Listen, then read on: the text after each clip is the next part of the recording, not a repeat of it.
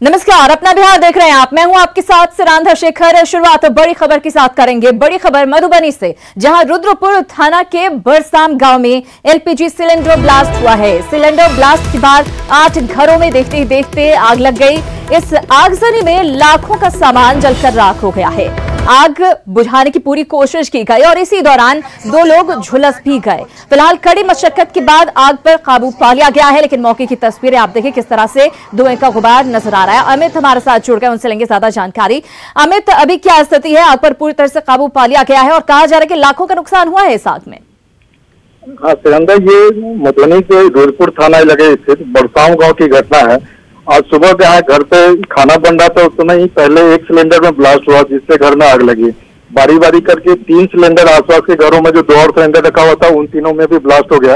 ऐसे करके आसपास के 8 घर उसकी चपेट में आ गए। तो इसमें लगभग गिरफ्तारी के मुताबिक लगभग 5-6 लाख का सामान उनका जलकर खाक हो गया है। फिलहाल वो आकलन किया जा रहा है। स्थानीय सीओ पहुंचे थे वहाँ पे। तो हर पीड़ित परिवार को, 8 परिवार को लगभग 14,000 के आसपास की रकम फिलहाल दी गई है पर परिवार को, और उसके अलावा आकलन किया जा रहा है और खाने पीने के लिए लोगों को राशन वगैरह का भी कुछ वहाँ व्यवस्था किया गया है। फिलहाल जो लोग कुछ घायल हुए थे, झूलते थे, उन लोगों को अंधराशाही अस्पताल में भर्ती कराया गया था। वहाँ से उन लोगों की छुट्टी हो गई है, वो तबीयत ठीक है, उनकी घर वापस आ गए हैं। लेकिन ये सामान काफी जला है और ये 8 परिवार लगी, पता चल पाया है क्या? सुबह इनके घर में बताया जा रहा है कि वहाँ खाना बन रहा था, सिलेंडर में कुछ लीकेज था या क्या था, उसमें लीकेज की वजह से आग। बहुत धन्यवाद अमित इस तमाम जानकारी के लिए। तो एक गैस सिलेंडर में लीकेज शुरू होता है, उसके बाद 3 गैस सिलेंडर उसकी चपेट में आते हैं, तीनों ब्लास्ट होता है और 8 घर पूरी तरह से जल जाते हैं। तस्वीरें किस तरह की वहां पर नजर आ रही है आप देख सकते हैं। आस्था के आगे सोशल डिस्टेंसिंग के सारे नियम टूट रहे हैं। बक्सर में गंगा दशहरे के मौके पर बड़ी संख्या में लोग गंगा स्नान करने के लिए पहुंचे। रामरेखा घाट की जो तस्वीरें सामने आई हैं वो बताने के लिए काफी हैं कि लोगों पर आस्था इस कदर हावी है कि वो जाने तक की परवाह भी नहीं कर रहे हैं। हद तो यह है कि बक्सर जिला प्रशासन हाथ पर हाथ धरे बैठा रहा। 8 जून के पहले धार्मिक स्थलों को खोलने पर रोक है, लेकिन बक्सर के रामरेखा घाट में मंदिर खुल चुके हैं। लॉकडाउन के बीच अब तक धार्मिक आयोजनों से लोगों की दूरी दिख रही थी, लेकिन अब अचानक से चौथा चरण खत्म होने के बाद सारे नियम कायदे टूटते नजर आए हैं। तस्वीर आप खुद देखिए, कुछ कहने की जरूरत नहीं है इन तस्वीरों को देखने के बाद। जिस तरह का नजारा रामरेखा घाट पर दिख रहा है वो संक्रमण को साफ साफ दावत देता हुआ नजर आ रहा है। लोग आखिर इतनी जल्दी कैसे भूल सकते हैं कि किस परिस्थिति से पूरी दुनिया जूझ रही है इस वक्त। पुष्पराज हमारे साथ जुड़ गए, उनसे बातचीत करेंगे। पुष्पराज, जान पर आस्था भारी नजर आ रही है, लोगों को परवाह नहीं है कि अगर उन्हें कोरोना हो जाए उनके साथ क्या होगा उसके बाद नहीं पता, वो तो डुबकी लगाएंगे भाई गंगा में। इस पूरे मामले को बक्सर डीएम ने काफी गंभीरता से लिया। आपको बता दें कि अभी बक्सर डीएम अमन समीर सर जो है वो प्रेस कॉन्फ्रेंस उन्होंने किया है और इस प्रेस कॉन्फ्रेंस से बातों को उठाया गया है पत्रकारों के माध्यम से कि आज गंगा दशहरा को लेकर के कई गंगा घाटों पर सोशल डिस्टेंसिंग का पालन नहीं हुआ है। इस पूरे मामले पर बक्सर डीएम का कहना है कि पूरे मामले की जांच कराई जा रही है। जो लोकल थाने हैं उनसे बक्सर डीएम और बक्सर एसपी ने पूछताछ की है। जी पुष्पराज, लेकिन सवाल उठता है कि एक जगह पर इतने सारे लोग इकट्ठे हो जाते हैं जबकि अभी धार्मिक स्थलों को खोलने की परमिशन भी नहीं है, और क्या वहां पर कोई भी नहीं था प्रशासन का बंदा जो ये देख सके कि यहाँ पर इतनी सारी भीड़ इकट्ठा हो रही है, या फिर वो कहने से डर रहे थे कुछ भी? यह जो बक्सर जिलाधिकारी जो है अमन समीर सर है, उनका कहना है कि आज ये पहला मौका था गंगा दशहरा का और जो श्रद्धालु थे वो अर्ली मॉर्निंग तकरीबन 5 से 6 के बीच में 1 घंटे का जो वक्त मिला, क्योंकि उसके बाद 6 बजे के बाद जो स्थानीय थाना के जो फोर्स है, पुलिस बल है, वहाँ गंगा घाट पर गए। देखिए सफाई तो कुछ भी दी जा सकती है, लेकिन सबसे बड़ा सवाल यही है कि भीड़ आप इकट्ठा करेंगे, चाहे वो आस्था की ही बात क्यों ना हो, आपके लिए नुकसानदेह है, आप सभी के लिए नुकसानदेह, हमारे लिए नुकसानदेह साबित हो सकता है। बहुत धन्यवाद पुष्पराज इस जानकारी के लिए। तो इस तरह की गलती ना करें। आस्था जरूरी है, पूजा जरूरी है, लेकिन उससे जरूरी आपकी जान है। ये हालात सिर्फ बक्सर में ही नहीं है, बल्कि पटना सिटी और मुंगेर के गंगा घाट की तस्वीरों को देखकर भी आप यही सोचेंगे। आप देख सकते हैं कि गंगा नदी के घाटों पर भारी भीड़ जुटी हुई है। खतरनाक कोरोना वायरस के बीच जिस तरीके से घाटों पर लोग पहुंचे हैं उसको देखकर साफ कहा जा सकता है कि खौफ पर आस्था भारी है। आप देख सकते हैं कि कैसे लोग सोशल डिस्टेंसिंग की यहां पर धज्जियां उड़ा रहे हैं। पटना सिटी और मुंगेर की तस्वीरें आपके सामने है। गंगा दशहरा का मौका, घाट पर लोग बड़ी तादाद में पहुंचते हैं। यहां पर क्या सोशल डिस्टेंसिंग हो पाएगी आप समझ सकते हैं। हालांकि अभी तक मंदिरों को, धार्मिक स्थलों को खोलने की इजाजत नहीं मिली है, लेकिन यहां पर लोग मंदिरों में भी पहुंचे हैं, घाटों पर भी पहुंचे हैं। आरा से भी कुछ ऐसी ही तस्वीरें सामने आई हैं। आरा में भी गंगा दशहरे के मौके पर गंगा में स्नान को भारी संख्या में श्रद्धालु उमड़े। तस्वीरें बड़हरा के महुली घाट की हैं, जहां गंगा स्नान के लिए बड़ी संख्या में श्रद्धालु पहुंचे। यहां भी श्रद्धालु कोरोना को लेकर बेपरवाह नजर आए। इस दौरान सोशल डिस्टेंसिंग का मखौल उड़ाते लोग नजर आए हैं। देखिए महुली घाट की तस्वीर आपको दिखा रहे हैं।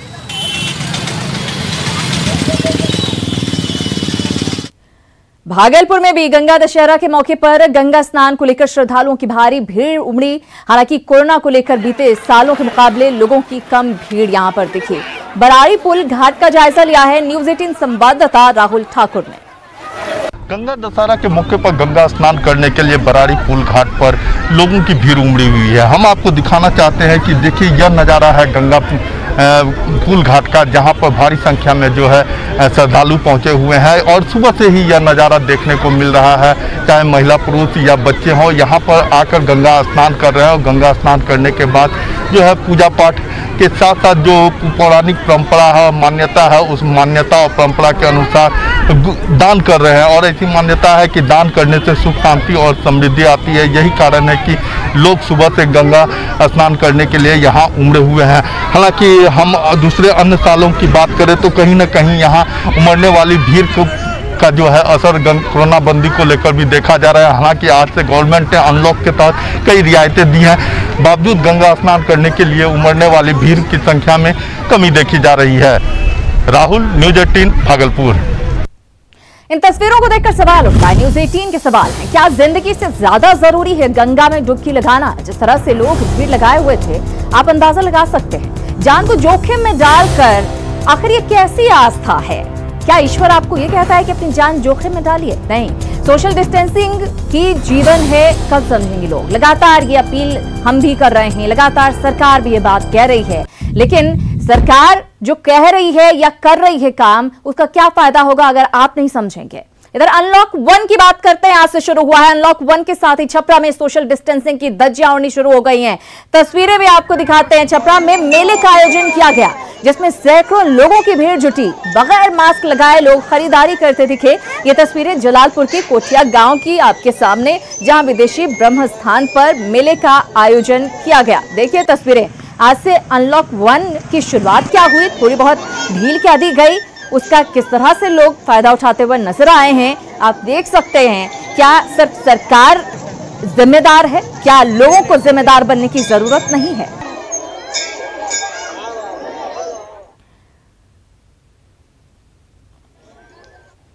वहीं आज से कई निर्देशों के साथ पब्लिक ट्रांसपोर्ट शुरू हो गया, लेकिन निर्देशों की धज्जियां उड़ाई जा रही हैं। बसों के लिए निर्देश दिया गया है कि एक सीट पर एक सवारी को बैठाएं, लेकिन बसों में एक सीट पर 2 सवारियों को बिठाया जा रहा है। न्यूज 18 संवाददाता ने जब बसों में जाकर जायजा लिया तो बस चालकों ने किस तरह से बहाने बनाने शुरू कर दिए, वो देखिए। आज से बिहार में सारे पब्लिक ट्रांसपोर्ट जो है वो खुल गए हैं और कह सकते हैं कि बिहार में एक रफ्तार जो है आज से देखने को मिलेगी। न सिर्फ बसों का परिचालन दूसरे जिलों के लिए होना शुरू हो गया है। हम अंदर चल करके देखने की कोशिश करते हैं कि यहाँ पे जो है, यहाँ पे आप बताइए कि एक सीट पे एक आदमी को बैठना है, 2 आदमी क्यों बैठ रहे हैं? नहीं सर, एक आदमी है, इस पर बैठ गए, सामान हटा रहे हैं। पिछले सारे सीटों पर जो है वो 2 बैठे हुए हैं। इस पर चले आइए, एक सीट पर बैठिए ना, निकलिए ना, उस पर सिंगल पर बैठिए। ये 2 नहीं सर, मना है बिल्कुल जी, एक बैठेगा, बोले हैं। जब सोशल डिस्टेंसिंग रखना है तो इसका ख्याल भी तो रखना है ना? जी हाँ। लेकिन यहाँ पे एक सीट पे एक ही लोग बैठना है, आप 2 लोग क्यों बैठे हुए हैं? सोशल डिस्टेंसिंग का पालन क्यों नहीं कर रहे हैं? तो बस वाले ने बैठे, हमको क्या मालूम? बस वाले ने बैठा दिया। क्या नाम है आपका? नवीन। आज से बस खुल गई है, आराम है? हाँ सर, आराम है। कितना आराम है? कुछ आराम है, डिस्टेंस पालन हो रहा है, हर सीट पर एक बंदे बैठ रहे हैं, बहुत पालन है। ड्राइवर जी एक बात बताइए कि यहाँ पे एक सीट पर एक ही को बैठना है, एक ही को। लेकिन यहाँ दो आपको बस में दिखाई पड़ रहे हैं। नहीं नहीं, एक हुई होगा, बैठ गया होगा, वो चला जाएगा पीछे, वो लोग सामान रख रहा है। अच्छा, सामान रख रहा है, वो चल जाएगा पीछे। एक ख्याल रख रहे हैं कि सारे लोग मास्क पहन के ही बैठे हैं। हाँ हाँ हाँ सर, मास्क पहन के बैठना है सारे लोगों को। 2 महीना से आपकी बसें बंद थी, आज खुली है, कितनी राहत मिले? बहुत सा राहत है सर, ये कहने लायक नहीं है। हम लोग बहुत बेरोजगारी में झेल रहे हैं, इसीलिए आज राहत थोड़ा सा महसूस कर रहे हैं। तो देखिए यहाँ पे आज से बस जो खुली है, बस खुलने से जो लोग हैं, आम पब्लिक है और जो ट्रांसपोर्ट है, उन्हें भी जो है वो थोड़ी राहत मिली है। लेकिन ख्याल इस बात का रखना है कि सोशल डिस्टेंसिंग का जो नियम दिए गए हैं उसे बसों में भी पालन करना और परिवहन विभाग को सख्ती से पालन कराना ज़रूरी है। कैमरा पर्सन राहुल के साथ रवि एस नारायण, न्यूज़ 18 पटना। निर्देश लगातार दिए जा रहे हैं, लेकिन हर जगह पालन होता हुआ नजर नहीं आ रहा है। आज से बिहार में सभी पब्लिक ट्रांसपोर्ट खुले हैं और इवन का फॉर्मूला भी खत्म हो गया है। सोशल डिस्टेंसिंग को लेकर विशेष सतर्कता बरती जा रही है। एक सीट पर एक शख्स को बैठाने के निर्देश दिए गए हैं। वहीं किराए में कोई वृद्धि नहीं की गई है। परिवहन सचिव संजय अग्रवाल से खास बातचीत की है संवाददाता रवि एस नारायण ने। अनलॉक 1.0 को लेकर के कई सुविधाएं जो हैं वो बहाल की गई हैं। परिवहन विभाग ने निर्देश जारी किया है कि आज से सारे जो पब्लिक ट्रांसपोर्ट हैं वो खोले जाएंगे। आखिर कौन कौन से फैसले हैं, कौन कौन सी सुविधाएं ट्रांसपोर्ट के तहत मिलेगी, उसकी जानकारी के लिए हमारे साथ परिवहन सचिव संजय अग्रवाल जी हैं। आज से बसें खुलने शुरू हो गई हैं और क्या क्या निर्देश है? देखिए, आज 1 जून से पूरे बिहार में बसों को अलाउ कर दिया गया है। ऑटो, ई रिक्शा सहित टैक्सी, ओला, उबर जो पहले ऑड इवन बेसिस पर चल रहे थे, अब प्रतिदिन चलेंगे। इसका एकमात्र उद्देश्य है कि लोग जो काफ़ी दिनों से घरों में थे, बिजनेस ठप था, लोगों की मजदूरी ठप थी, तो अब उसको लेकर के सभी लोगों का रोजगार शुरू हो, लोगों को आने जाने में समस्या ना हो, हॉस्पिटल आने जाने में दिक्कत ना हो, घर आने जाने में दिक्कत ना हो। लेकिन इन सब के बीच में सोशल डिस्टेंसिंग और जो हेल्थ के नॉर्म्स हैं, कोविड के नॉर्म्स हैं, वो फुलफिल हो। इन दोनों चीज़ों को एक बेहतर बैलेंस बनाते हुए परिवहन विभाग ने कल निर्देश जारी किए हैं। क्राइसिस मैनेजमेंट ग्रुप की बैठक में ये फैसला हुआ था कि परिवहन को अलाउ किया जाए, तो देर रात कल निर्देश जारी किए गए और आज से लोगों का सर एक बात का डर यही लगा हुआ है कि अगर बसें खुलेंगी तो सोशल डिस्टेंसिंग फेल होगा, उसको कैसे ख्याल रखा गया? देखिए, जितनी सीट है उतने ही पैसेंजर बैठ पाएंगे और जितने लोग हैं उससे ज़्यादा सीटों पर अलाउ नहीं किए जाएंगे। जो भी लोग यात्री चढ़ रहे हैं उनको सैनिटाइजर दिया जा रहा है, मास्क के बिना बसों में अलाउ नहीं किया जाएगा। लेकिन फिर भी जितने लोग जरूरी हैं वही यात्रा करें। मैं लोगों से भी रिक्वेस्ट करूंगा कि आप लोग की जितनी आवश्यक हो तभी घर से बाहर निकले। परिवहन का ये मतलब नहीं है कि हम सैर सपाटे या घूमने के लिए निकले। 2 सीट पर एक व्यक्ति को बैठने का निर्देश नहीं दिया, बल्कि 1 सीट 1 व्यक्ति, मतलब जितनी सीटिंग कैपेसिटी है, अगर किसी बस में 34 सीटिंग कैपेसिटी है, 40 सीटिंग कैपेसिटी है, तो उतने ही लोग बैठेंगे। लेकिन मास्क पहनकर बैठेंगे, सोशल डिस्टेंसिंग का ध्यान रखेंगे, खांसते छींकते वक्त मुंह को कवर रखेंगे। तो ये सारी चीज़ें ऑटो में भी लागू होगी, बस में भी लागू होगी और जितने भी टैक्सी हैं सब में लागू होगी। तो आज से देखिए सुविधाएं मिलनी शुरू हुई हैं और लेकिन साथ साथ निर्देश भी ये है कि अगर आप चल रहे हो, बसों में जा रहे हो, तो मास्क जरूर पहने और सोशल डिस्टेंसिंग का ख्याल जरूर रखें। कैमरा पर्सन राहुल के साथ रवि एस नारायण, न्यूज़ 18 पटना। तो अनलॉक 1 में नियम और शर्तों के साथ बस चलाने की इजाजत मिली है। सरकारी बस चालकों को निर्देश दिया गया है कि जब तक सवारी ना भरे तब तक बस नहीं खुलेगी। छपरा बस स्टैंड में काफी कम लोग भी बस पकड़ने के लिए पहुंचे, जिसके कारण लोगों को 4 से 5 घंटे बस में बैठना पड़ा। वहीं प्राइवेट बस संचालक 200 से 250 रुपए प्रति सवारी छपरा से पटना तक का भाड़ा वसूल रहे हैं, जबकि छपरा से पटना का भाड़ा 75 रुपए प्रति सवारी है। हम लोग तो बहुत बढ़िया महसूस कर रहे हैं कि 2.5 महीना बाद बस चला है और हम लोग अपने अपने घर जा रहे हैं। 2.5 महीने से यहीं फंसे हुए थे छपरा में, गाड़ी घोड़ा चल ही नहीं रहा था, तो दिक्कत हो ही रही थी पटना जाने के लिए। पटना जाना है ना? जी हाँ, ये पहली बस खुल रही है? ये पहली बस खुल रही है, इसी से जा रहे हैं हम लोग। आज से दिक्कत हो रही है कि सर कि एक पे एक जो आदेश हुआ गाड़ी परिचालन का, उसमें अभी पब्लिक लोग नहीं निकल पा रहे हैं। अभी हम 2 घंटे से गाड़ी लगाए हुए हैं, मात्र 5 या 7 पैसेंजर है हमारे पास। कल के बाद कुछ स्थिति सुधरेगी। गाड़ी का परिचालन जब आदेश हो गया है तो आज हम लोग भी मीडिया में देंगे, न्यूज़ भी देंगे कि गाड़ी का परिचालन हम लोग यहाँ से चालू हो गया। और देश भर में आज से 200 ट्रेनें भी चल रही हैं। बिहार से भी आज से ट्रेनों की शुरुआत हो गई है। हम आपको बिहार के 3 रेलवे स्टेशनों की तस्वीर दिखा रहे हैं जहां से ट्रेनों की शुरुआत हुई है। आप देख सकते हैं या फिर वहां पैसेंजर को लेकर ट्रेन पहुंची है। पहली तस्वीर राजधानी पटना की आपके सामने, जहां जंक्शन पर यात्री लगातार पहुंच रहे हैं। यहां आने वाले यात्रियों की स्क्रीनिंग की जा रही है, उनके सामानों को सैनिटाइज किया जा रहा है। वहीं तस्वीर जो दूसरी है वो लखीसराय की है। लखीसराय रेलवे स्टेशन पर पटना से हावड़ा के लिए निकली जनशताब्दी एक्सप्रेस पकड़ने के लिए 100 यात्री ट्रेन में सवार हुए। 70 दिनों के बाद रेल यात्रा शुरू होने के बाद यात्री बेहद खुश नजर आए। वहीं तीसरी तस्वीर आपके सामने राजगीर रेलवे स्टेशन की, जहां से श्रमजीवी एक्सप्रेस खुली। यात्रा के लिए पहुंचे लोगों की स्वास्थ्य जांच की गई, वहीं उनके सामानों को भी सैनिटाइज किया गया है। तो 3 तस्वीरों के जरिए हम आपको दिखा रहे हैं किस तरह से जिंदगी पटरी पर लौटती हुई दिखाई दे रही है।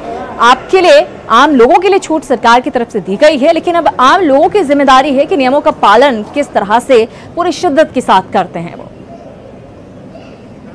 10% क्या था? मैं थोड़ा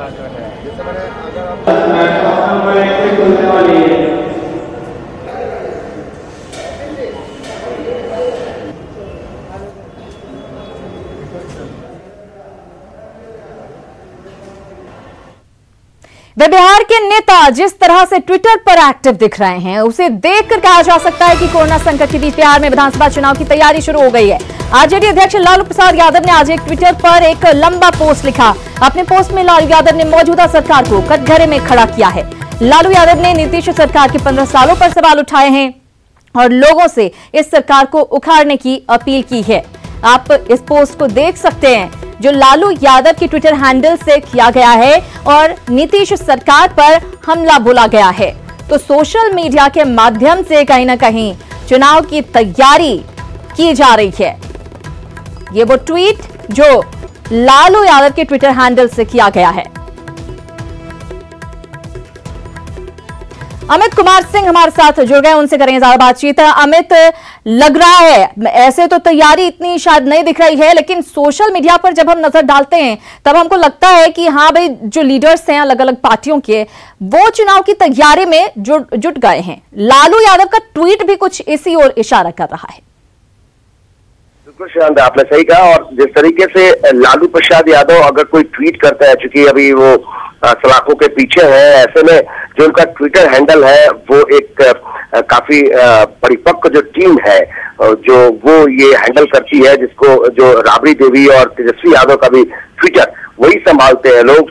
तो एक बड़ा ही ऐसा ट्वीट किया जाता है जिससे कि जो आम लोग हैं, जो बिहार की जनता जो लालू प्रसाद यादव या फिर आरजेडी से को पसंद करती है, जो उनके चाहने वाले लोग हैं, उन तक एक बात पहुंचाया जाए और साथ में बिहार सरकार को अगर लालू प्रसाद यादव ट्वीट करके हमला करते हैं तो उसका एक मतलब होता है, एक मायने लोग निकालते हैं। क्योंकि जिस तरीके से आप चर्चा कर रहे हैं कि लालू प्रसाद यादव जो ट्वीट किए हैं, तो इस ट्वीट को आप समझिए छलबल राज, दलबल राज, इस तरह का जो शब्द है, ऐसे पंक्ति लिखना, ये एक तरीके से चोरने की कोशिश करता है कि जो लालू प्रसाद यादव के जो चाहने वाले लोग हैं उन तक एक बात पहुंचाया जाए कि लालू प्रसाद यादव जो ट्वीट कर रहे हैं, दरअसल ये बताने की कोशिश कर रहे हैं कि बिहार में आखिर सरकार जो है वो किस तरीके से काम कर रही है और इस सरकार को उखाड़ने के लिए अब करो काज। ये कहा गया है कि इसे उखाड़ने का करो काज, लाओ गरीब गुरबे का राज। यानी कि जिस गरीब गुरबों की बात लालू प्रसाद यादव 90 के दशक से करते रहे हैं, तो फिर से चूंकि तेजस्वी यादव के कंधों पे सारी जिम्मेदारी है, लालू प्रसाद यादव जेल में है, वो चुनाव नहीं लड़ सकते हैं, कई सारी बाधाएं हैं, ऐसे में तेजस्वी यादव को लेकर आगे सेनापति के तौर पर रखा गया है।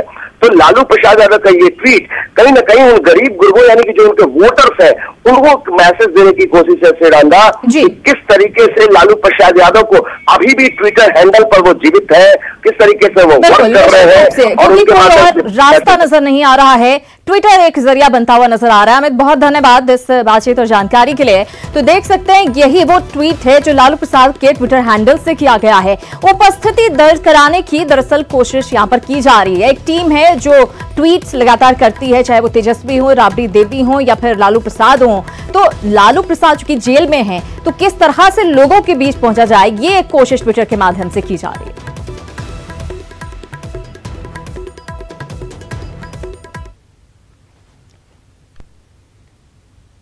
और चलिए अब आपको एक ऐसे गांव की तस्वीर दिखाते हैं जहां सालों से चमगादड़ बेखौफ होकर रह रहे हैं। यह गांव है अररिया जिले का खमगड़ा गांव। इस गांव के लोग चमगादड़ों को अपने लिए शुभ मानते हैं। इस गांव का जायजा लिया न्यूज 18 संवाददाता सतीश कुमार ने। एक तरफ जहां चीन में चमगादड़ से कोरोना वायरस मिलने की कहानी सामने आ रही है, वहीं पर अभी हम अररिया के खमगड़ा गांव में है। ताराबाड़ी का यह खमगड़ा गांव है और तस्वीरों में साफ तौर पर देख सकते हैं कि यह जो है एक विशाल बरगद का पेड़ है। इस बरगद के पेड़ पर बताया जा रहा है करीब 40 साल से जो है हजारों की संख्या में यहाँ पर चमगादड़ हैं और यहाँ के ग्रामीण उसको अशुभ नहीं बल्कि शुभ बता रहे हैं। इस पेड़ पर जो चमगादड़ है आज से नहीं लगभग 20-25 साल से है और 100-200 नहीं बल्कि हजारों लाखों की तादाद में है और इसे हम लोग शुभ ही मानते हैं, इसकी संरक्षण करते हैं। यह चमगादड़ हमारे गांव के लिए शुभ माना जाता है इसलिए कि अभी तक किसी को कोई नुकसान नहीं हुआ है। अगर नुकसान होता, चमगादड़ से ही कोरोना वायरस उत्पन्न होता तो फिर इस गांव में आज 25 साल से जो चमगादड़ है 25 साल से वह एक भी इंसान जिंदा नहीं रहता। अररिया के ताराबाड़ी का जो खमगड़ा गांव है और पीछे जो बरगद का पेड़ नजर आ रहा है उसमें हजारों की संख्या में चमगादड़ हैं और एक तरफ जहां चीन में इसे अशुभ बताया जा रहा है और वहां बताया जा रहा है कि इस चमगादड़ की वजह से ही कोरोना फैला है, वहीं इस गांव के जो ग्रामीण हैं साफ तौर पर उनका कहना है कि ये गांव के लिए काफी शुभ है और इनका वो संरक्षण कर रहे हैं। सतीश कुमार, न्यूज 18 खमगड़ा अररिया। तो खमगड़ा में चमगादड़ों का संरक्षण ग्रामीण करते नजर आ रहे हैं। इधर अनलॉक 1 के पहले दिन से नवादा में दुकानें खुलने लगी हैं। 2 महीने से ज्यादा समय तक बंद रहने की वजह से पहले दिन दुकानदार साफ सफाई करते नजर आए। नवादा में कोविड-19 और लू को ध्यान में रखते हुए प्रशासन ने सुबह 7 बजे से दोपहर के 12 बजे तक और फिर शाम 5 बजे से रात के 8 बजे तक दुकानों को खोलने का निर्देश जारी किया है। दुकानों के खुलने से शहर की रौनक बढ़ गई है। सरकार के नए आदेश के हिसाब से आज हम लोगों ने अपनी दुकानें 72 दिनों के बाद खोली हैं। इस गाइडलाइन से हम लोग बहुत खुश हैं कि कम से कम आज ज़िंदगी पटरी पर लौटने की उम्मीद है हम लोगों की और आगे भी ये कोशिश है कि जो भी सरकार की तरफ से नियम आएंगे उसका हम लोग को पालन करना है और इसके लिए सरकार का बहुत बहुत धन्यवाद। सरकारी आदेशानुसार आज दुकान हम लोग खोले हैं लॉकडाउन के तहत और हम लोग उम्मीद करते हैं कि पहला दिन तो जाएगा ही सफाई वगैरह में, अगले दिन से जो नियमता चल लेंगे, सरकार के नियमता से चल लेंगे और प्लस आशा रखते हैं कि हम लोग का दिशा निर्देश मिलते हुए आगे की ओर बढ़ेंगे। जिंदगी पटरी पे आ रही है, दुकानें खुल गई हैं समय से और कस्टमर जो है आ रहे हैं, सामान ले रहे हैं और अभी तो कोरोना गया नहीं है लेकिन इससे दूरी बना के रखना है, सैनिटाइजर और मास्क का प्रयोग करना है सभी को। इतना दिन के बाद दुकान खुला है इसलिए लेने आए हैं सामान, सोचे कि ले लेते हैं अभी और अब अच्छा लग रहा है। अब धीरे धीरे ऐसा ही अच्छा लगे, मार्केट भी खुला रहे। तो कोरोना का प्रकोप अभी हर जगह है लेकिन कोरोना के मुश्किल हालात में कुछ लोग लगातार जरूरतमंदों की मदद कर रहे हैं। गया में राहुल रंजन और उनके साथी गरीबों के बीच खाने पीने की व्यवस्था कर रहे हैं। गया पुलिस लाइन के पास महादलित टोले में इन लोगों ने चावल, दाल, सब्जी का वितरण किया। लॉकडाउन के समय से ही ये लोग जरूरतमंदों की मदद कर रहे हैं। जब से लॉकडाउन शुरू हुआ है तब से हमारा निरंतर खाना हमारा चल रहा है। प्रत्येक दिन शुद्ध, स्वादिष्ट और अलग अलग व्यंजन हम लोग खिलाते हैं, कभी पूरी सब्जी, कभी हलवा, कभी बूंदिया, लगातार जब तक लॉकडाउन रहेगा तब तक हम लोग दलित परिवार के बच्चों को लगातार सेवा हम लोग करेंगे। और इसी के साथ इस बुलेटिन में फिलहाल इतना ही, लेकिन न्यूज 18 बिहार झारखंड पर खबरों का सिलसिला लगातार जारी है।